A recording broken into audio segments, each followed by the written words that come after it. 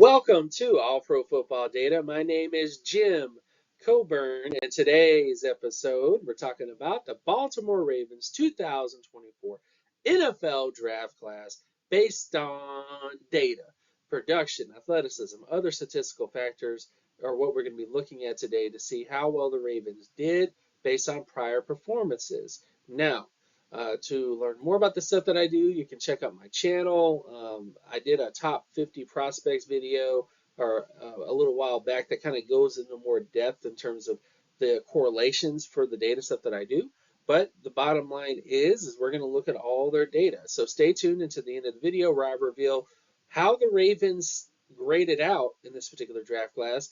But before we get there, let's talk about how I grade draft teams, okay? Because I'm a lot different than everybody else. I don't draft prospects based on uh, my heart and how I feel about them. I don't draft them based on whether or not I got paid by an agent to do it either. I draft prospects based on what the data says. You know, how well they performed as an athlete in terms of their production, their physical metrics, those different kinds of things, and then how prior prospects have done in the past. So how that works. So one thing I do is this. So one thing I evaluate draft classes on is draft pick approximate value. Draft pick approximate value essentially takes the average approximate value score of a prospect at the pick that they were at. So essentially, if you took every single prospect picked at pick 30 and you added up all their AV or their approximate value scores and then got a mean for that and then ranked it to kind of see where that was compared to every other prospect in that time period, that's what that is. So it kind of tells you the average value of that pick based on the player selected there is essentially what that is. Another thing you can look at is this, which shows you the pick range. So this shows you what you are more likely to get based on the pick range that you're in. So this doesn't really have anything to do with the individual prospect, though, because you could draft a bad prospect to pick 8 and they end up becoming a bad prospect. But at the same time, most teams are trying to get the best prospect possible. And as a result, they're going to have better results the higher you pick in the draft. It's always been like this. So, and you can see why based on the data. So I like to look at this because it kind of tells you, all right, what is the potential of this player to meet expectations or not meet expectations based on past players drafted there, essentially is what it is. Also, you have EAV or expected approximate value grade score, also known as a ceiling grade. This is the data grade. So this takes a look at their production, their athleticism, their production marks in not production, but strength of schedule, strength of team, all those different kind of factors are kind of boiled down into one number to give you what the AV or average approximate value is for a player like that long term. That's what that score is. So this is a very, very valuable metric to use because it kind of tells you that information, tells you what's expected of that prospect in that particular area, if you will. So that's what that is, and it's very correlative. If you go back again to that video, the top 50 prospects video, it'll go into all the correlations in terms of the data grades and the ceiling grade as well. So definitely go check that out if you haven't already. Another thing you have to look at in terms of draft grades is limiting factors. So what can affect the data? You know, what are some things that can happen that despite the data saying one thing, something else happens? Well, one is the coaching of a team can affect the development or lack of development of a prospect. So say a prospect has a very low data grade, but that team knows how to develop prospects. They're more likely going to be successful because if you have a team that has great coaching and great ability to train prospects and develop them, even though they might have had a bad data grade coming out, they could become better long term.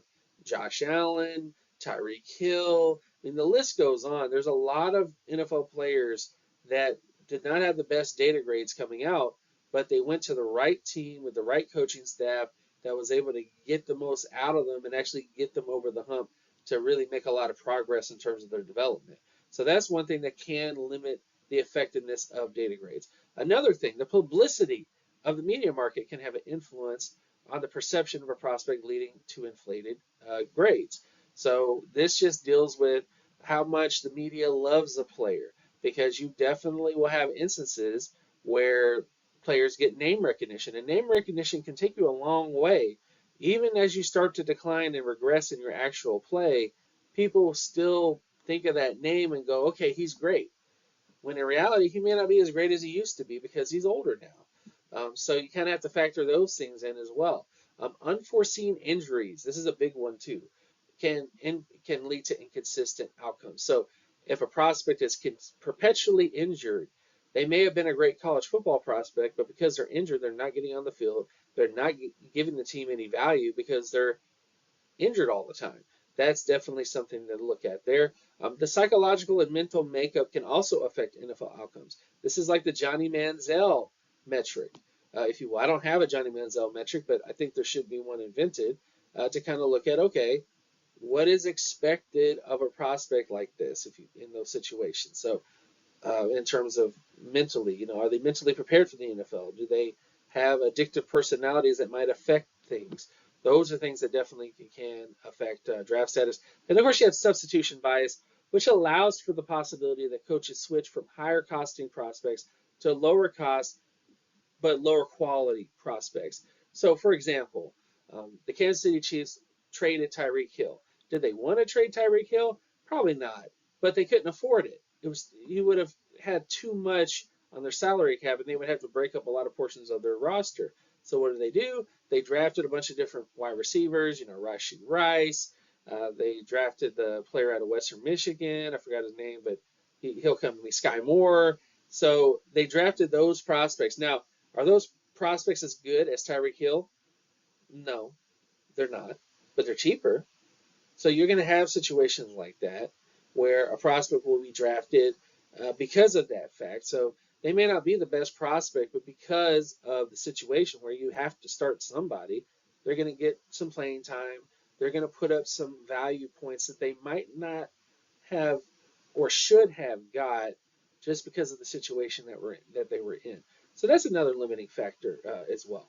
Now, in terms of Baltimore's needs, so what you're seeing right here is the overall roster pre-draft. I have Nate Wiggins at the bottom, but you can kind of just ignore him a little bit because he's the first pick. But in terms of the needs of the Baltimore Ravens, when you look at it here, they definitely need some safety help. Not really Kyle Hamilton, but Ardarius Washington would kind of be in there. Left guard could use some improvement. But here's how they kind of this is the overall needs that they really have or need. Offensive needs. They definitely need running backs. They need offensive linemen. And this is mainly because of Derrick Henry's age. Nothing against Derrick Henry as a prospect. He's fantastic. He's also a very old prospect. He's an older prospect compared to other running backs. So he might still have the juice for 3, 4, 5, 10 more seasons. But until he proves that fact, you might need to get a little younger at that position. You might get a running back here and there to possibly fill a need because of the injury risk with Derrick Henry because of his age. Another thing to look at is defensive side of the football. They have a lot of needs on defense. The edge position, the defense tackle position, the cornerback position, and the safety position. Not so much Kyle Hamilton, but the other safeties on the roster, the people starting with Kyle Hamilton are players that they really need to improve on in terms of their defense. So that's definitely going to be something that needs to be improved. Now, in terms of the biggest factors in my final grade, so I'm different than other people who draft, or I should say grade draft classes, because I look at everything in terms of did they meet their roster needs? Did they draft players to fill their needs on their roster? That's definitely a big thing. Did they draft good prospects? That's another thing. Did they draft a prospect that's going to end up becoming a very good player?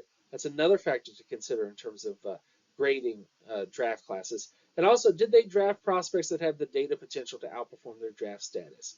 So that deals with value. That's a little bit different. I understand they haven't played football yet, but they did do stuff in college. And a lot of times, what they did in college can have a factor or influence in terms of what they become at the NFL level. So you're going to have prospects that tested so poorly based on their pre-draft profile that it's very unlikely they're going to become a long-term NFL starter. And then you add another factor of where they were drafted. I mean, you can go back and look at the AV list. Once you get into the 5th, 6th, 7th round, it's almost non-existent that you're going to find starters in that range of possibilities. So I would say draft players that might outperform their draft status in those rounds, and you will profit. Otherwise, if you draft a prospect that's more likely going to become exactly what is expected in that area of the draft, you're not doing so hot, I would say. Now, these are all questions that data can give some answers to, and we'll start to answer those questions now. Taking a look at pick 30, Nate Wiggins, cornerback out of Clemson. His data grade was 83.96 out of 100. His projected floor grade is 67.13 out of 100, and his balanced grade is 75.54 out of 100. His average AV for where he was selected is 84.94 out of 100. I would give this overall pick a B based on his overall data. Now, there are some concerns with him, and we'll kind of get into that a little bit. So first off, in terms of his defensive market share production, he did do pretty well. He had below average solo tackle data, below average interception data, but he did have above average pass deflection data. This is indicative of a cornerback like, say, Denzel Ward, more of a man corner. So he may not have got very many opportunities to get picks because of how he was playing at Clemson. He also may not have had many opportunities to tackle players because of how he was used at Clemson in terms of being a man corner. So those are kind of the things that affect his production, but that pass deflection number is high enough to view him as a pretty good prospect at the cornerback position. Then, of course, you get to athleticism traits. So this takes a look at how they tested from an athletic standpoint for their size. And this is the area where he was a little inconsistent. He was definitely below average size for the position. He had 11 percentile in terms of explosiveness with a 76 percentile speed score. So he does have pretty decent speed for the position, but he is incredibly thin. He's a very small cornerback prospect, and you do have some concerns about him because of those, because of how thin in the skin he is, if you will. So that definitely is a little bit of a concern because of his explosion testing, but he is at least explosive enough to where he could become a long-term starter as a man corner. And then, of course, you get to adjusted production traits. This is where he did really well. His age score is phenomenal. He is one of the youngest cornerback prospects in this draft class. And then his pass score was in the 80 percentile area. So Nate Wiggins pretty much has all of the traits to be considered a long-term starting cornerback with some upside as a Pro Bowler, but his explosiveness is so low, he would have to be an outlier to meet those expectations. Overall, I think it's a good pick. I would give it a B. It's kind of what I would give it in terms of what the overall outcomes long term might be. But it's a decent all around pick. Then of course we get to pick 62 with Roger Rosengarten, offensive tackle out of Washington. His data grade or ceiling is 98.08 out of 100. His floor is 84.39, and his balanced grade is 91.23 out of 100. With his pick AV, or the average value of prospects taken at pick 62, being 77.61 out of 100, I would give this pick an A. So this is probably one of their best draft picks they took in this particular draft class. Rosengarten has the data profile of a first-round offensive tackle prospect, and he fell. And a lot of reason why he fell is because of how many great offensive tackles are in this draft class. But this was a fantastic pick. I think he fills a need and a role really well long term, and also based on his athleticism traits, he tested really well. 80 percentile in terms of explosiveness, 80 plus percentile in terms of his flexibility, and then 96 percentile in terms of speed for his size. He has a fantastic profile where he could have all-pro potential long-term at the offensive tackle position. He's just a very fantastic prospect to get here. Next up, we have pick 93 and Adisa Isaac, edge out of Penn State. His data grade is 58.96 out of 100. His projected floor grade is 53.70 out of 100. His balance grade is 56.33 out of 100. And his average AV for where he was selected is 63.71 out of 100. Overall pick grade would be an F. So this is probably one of the prospects I might get some flack on. I don't really know, but this is why he got an F. So first off, you have to look at his production traits. 62 percentile in terms of solo tackle data, 45 percentile in terms of sacks, and 66 percentile in terms of tackles for loss overall. Not the best production traits, not really near the starter averages, Pro Bowl averages, all pro averages at the position. When you look at his other market share traits in terms of forced fumbles and pass deflections, it was pretty much non existent in those areas. Then we get to athleticism traits. He did not test the best as an athlete. He had 66 percentile in terms of flexibility, 50 percentile in terms of explosiveness with below average speed for his size. A lot of people point to his RAS and say, oh, he had a great RAS score. And that's because he had length and different stuff like that. But when you actually look at his overall athleticism for his size compared to every single edge prospect, again, this is out of 1,347 edge rushers since the 1999 NFL draft class. His athleticism is not where you want it to be in terms of a long-term starting edge rusher prospect. So he does have potential to become a starter with these athleticism traits, but is not exactly where he needs to be in terms of high-quality outcomes. And then, of course, you get to the next aspect of this. Then, of course, you get to the next aspect of this, which is adjusted production scores. When you look at his adjusted production for his age, his strength of competition, and pass score, it doesn't quite hit the areas that you're looking for in terms of all pro averages, Pro Bowl averages, and starter averages at the position. So those are the biggest concerns with him. He's just kind of a mediocre rusher overall, and he doesn't really help that his athleticism is also in that lower end range. So I don't expect much out of him long term. Then, of course, we get to pick 113 with Devontae Walker, wide receiver out of North Carolina. His data grade is 85.46 out of 100. His floor grade is 54.49 out of 100 with a balanced grade of 69.97 out of 100. The average AV of picks selected at 113 is 50.97 out of 100, with the overall pick grade being, I would say, a C. If you round up 69.97, you get 70. So I would say he gets a C. Overall, good production traits. Look at his wide receiver market share production. Fantastic for his position. Then, of course, you look at efficiency scores. Fantastic in terms of efficiency. Athletically speaking, he had near elite explosiveness and near elite speed for his size with below average flexibility. But the biggest thing really going for him is his adjusted production score, which isn't quite near the Pro Bowl average or the All Pro average, but is way above the starter average at the position. So Devontae Walker is a sneaky good selection for the Ravens, and I think he will pay dividends long term for them when you look at his overall data profile. Then, of course, we get to pick 130 and TJ Tampa, cornerback out of Iowa State. His data grade was 92.13 out of 100. His floor grade is 54.72, and his balanced grade is 73.43 out of 100. The AV or average approximate value of players taken at pick 130 is 33.59 out of 100. So I would give this grade a C. When you look at his production traits, he had really great solo tackle data at 90 percentile pass deflection data at the position. So he was fantastic in terms of his overall production traits. And then, of course, you look at his athleticism traits. This is where he kind of didn't do the best. He had average speed with below average explosiveness. This is why he fell so hard in the draft. But his tape is fantastic. And when you look at his adjusted production traits, 80 percentile in terms of his age score, and then 90 percentile in terms of his pass score, or his adjusted production traits. You know, how well he produced for his level of competition, level of team, and all those other sort of factors. So he tested really well in terms of production at the cornerback position. And I'm excited, guys, to see TJ Tampa and Nate Wiggins, because they're kind of the opposite. TJ Tampa tested really slow as a cornerback, and Wiggins tested really fast as a prospect.